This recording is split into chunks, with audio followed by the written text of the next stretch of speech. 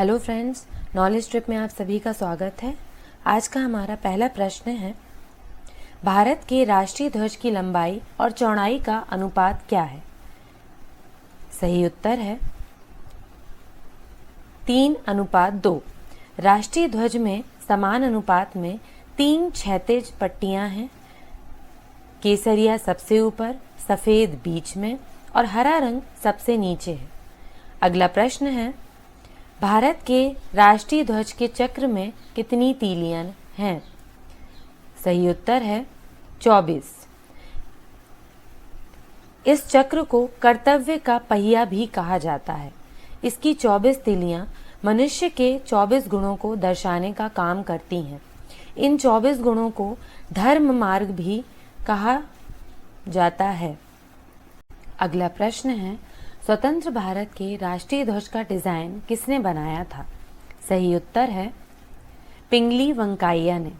1921 में पिंगली वेंकैया ने राष्ट्रीय ध्वज का डिजाइन किया था। अगला प्रश्न है, भारत के राष्ट्रीय गान जन गण मन को संपूर्ण गाने में कितना समय लगता है? सही उत्तर है 52 सेकंड। अगला प्रश्न है, बाघ से पूर्व भारत का राष्ट्रीय पशु क्या था? सही उत्तर है सिंह।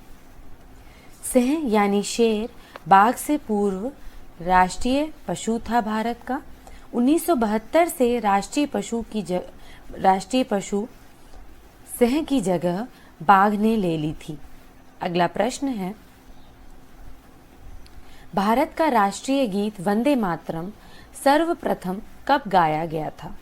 सही उत्तर है 1896 ईस्वी में। अगला प्रश्न है, शक संवत में आधारित राष्ट्रीय पंचांग में अंतिम मास होता है?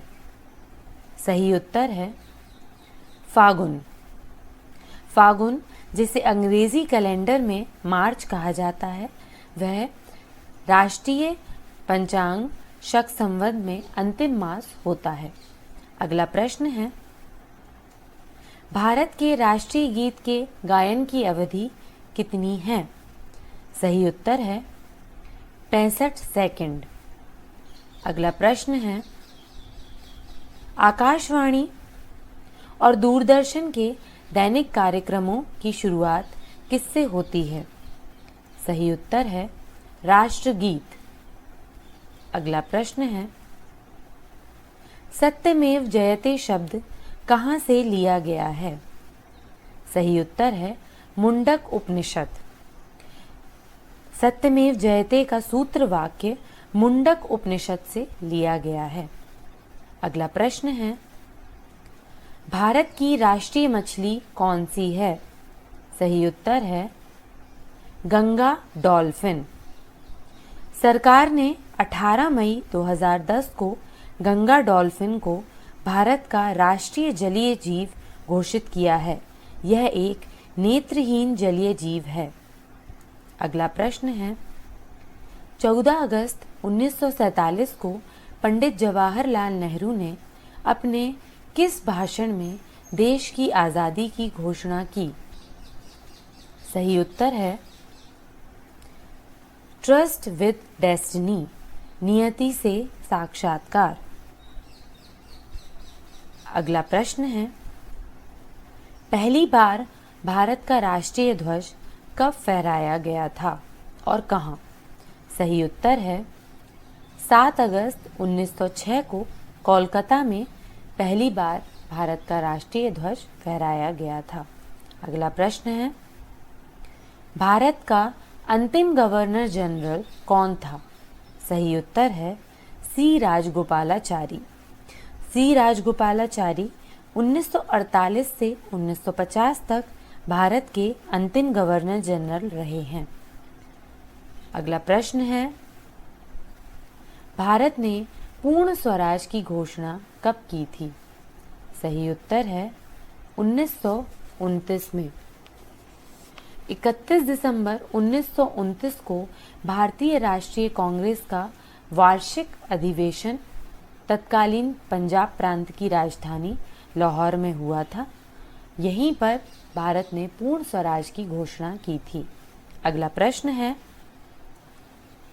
भारत में ईस्ट इंडिया कंपनी का शासन कब समाप्त हुआ? सही उत्तर है 1858 ईस्वी में। अगला प्रश्न है, राष्ट्रीय ध्वज में चरखे की जगह चक्र कब अस्तित्व में आया? सही उत्तर है 1947 ईस्वी में। 22 जुलाई 1947 को संविधान सभा ने इसे मुक्त भारतीय राष्ट्रीय ध्वज के रूप में अपनाया और तभी से भारत के राष्ट्रीय ध्वज में चरखे की जगह चक्र अस्तित्व में आया। अगला प्रश्न है, लॉर्ड माउंटबेटन ने 15 अगस्त को भारत का स्वतंत्रता दिवस के रूप में क्यों चुना? सही उत्तर है क्योंकि इसी दिन जापान के सहयोगी बलों के आत्मसमर्पण की सालगिरह थी। अगला प्रश्न है, इंडिया गेट का निर्माण किसकी याद में हुआ था? सही उत्तर है प्रथम विश्व युद्ध में जो सैनिक शहीद हुए थे उनकी याद में इंडिया करवाया गया था। अगला प्रश्न है, इंडियन आर्मी का स्लोगन क्या है? सही उत्तर है सर्विस बिफोर सेल्फ। अगला प्रश्न है, वह पहले भारतीय कौन थे जिन्होंने विदेशी मिट्टी में भारतीय ध्वज लहराया था? सही उत्तर है भीकाजी कामा। भीकाजी रुस्तम कामा भारतीय मूल की फ्रांसीसी नागरिक थी। उन्होंने जर्मनी के स्टटगार्ट में 22 अगस्त 1907 में इंटरनेशनल सोशलिस्ट कांग्रेस में झंडा फहराया। अगला प्रश्न है, भारत और पाकिस्तान के बीच कौन सी रेखा है? सही उत्तर है रेड क्लिफ रेखा। यह रेखा ब्रिटिश वकील सर सिरिल रेडक्लिफ से प्रेरित है क्योंकि उन्होंने ही दोनों देशों के बीच सीमा का निर्धारण किया था। अगला प्रश्न है, फ्रंटियर क्रांति के नाम से किसे जाना जाता है? सही उत्तर है खान अब्दुल गफ्फार खां।